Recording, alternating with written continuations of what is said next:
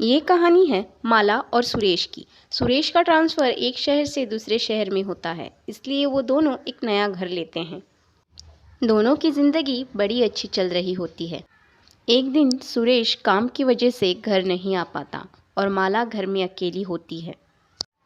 उस दिन माला एक कमरा खोलती है जो उन्होंने पहले कभी नहीं खोला होता और पंखा ऑन करके उस कमरे में सो जाती है। थोड़ी ही देर बाद उसे एक आवाज़ सुनाई देने लगती है।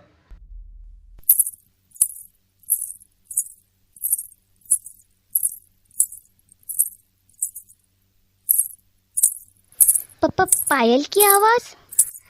कहीं यहाँ पे भूत तो नहीं?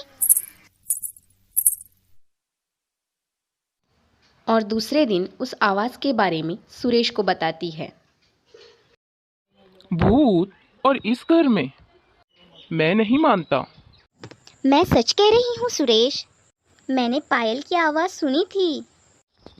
शायद तुमने वो सपने में आवाज़ सुनी होगी। सुरेश माला की बात पे विश्वास नहीं करता। तब माला सुरेश को ज़बरदस्ती उस कमरे में अकेला सोने के लिए कहती है और सुरेश वहाँ सो जाता है। और तभी बिजली चली जाती है और थोड़ी ही देर बाद बिजली वापस आती है और पंखा चलने लगता है। फिर धीरे धीरे वो आवाज़ आने लगती है।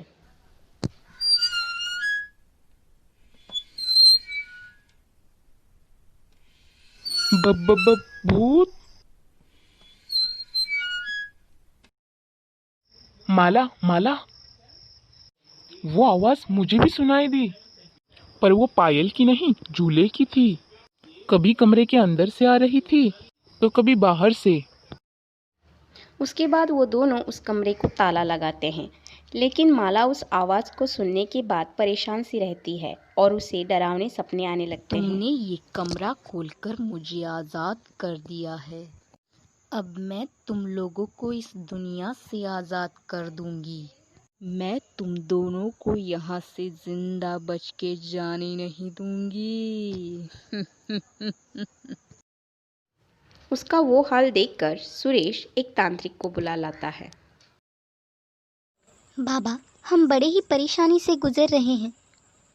जब से हमने उस कमरे में आवाज़ सुनी है, तब से हमें डरावने सपने आ रहे हैं। कौन कौन आता है सपनों में?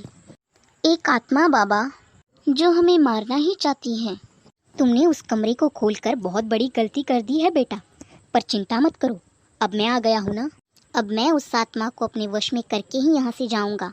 ये कहकर वो तांत्रिक अपना मंत्र बोलने लगता है। आलू अपनी जगह पे, भिंडी अपनी जगह पे, हे आत्मा हिल जा तू उस जगह से। बिस्कुट अपनी जगह पे, चॉकलेट अपनी जगह पे, हे आत्मा हिल जा तू उस जगह से।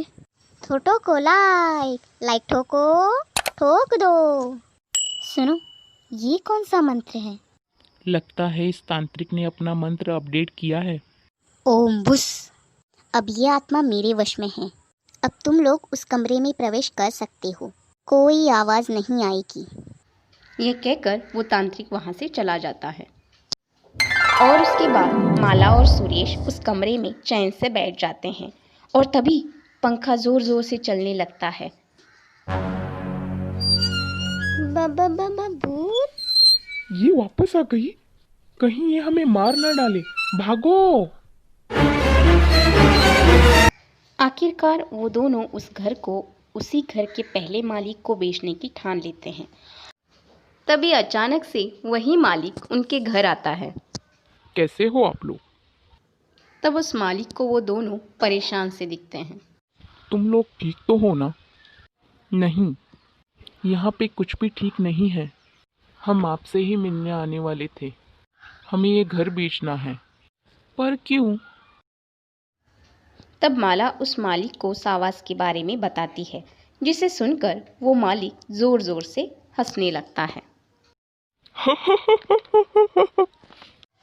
आप इतने हंस क्यों रहे हैं? हंसने की ही तो बात है। देखो, जब तुमने कमरा खोलने से पहले सब कुछ ठीक ही था। हाँ। जब तुम लोगों ने कमरा खोला और उसमें सोने लगे, तब से आवाजें आनी शुरू हो गई। हाँ। वो मैं तुम लोगों को बताना ही भूल गया। उस कमरे का पंखा बहुत साल पुराना है। जंग आने की वजह से ऐसी अजीब अजीब आवाजें आती ही रहती है। क्या? वो मेरी सास ने मुझे दिया था। सास तो टपक पड़ी, लेकिन उसका पंखा आज भी चल रहा है। अगर आप हमारे चैनल पर नए हैं तो हमारे चैनल को सब्सक्राइब कीजिए और बगल वाली घंटी को बजाकर ऑल पे सेट कीजिए। लाइक और सब्सक्राइब करते वक्त कंजूसी मत करना दोस्तों, ये फ्री में है।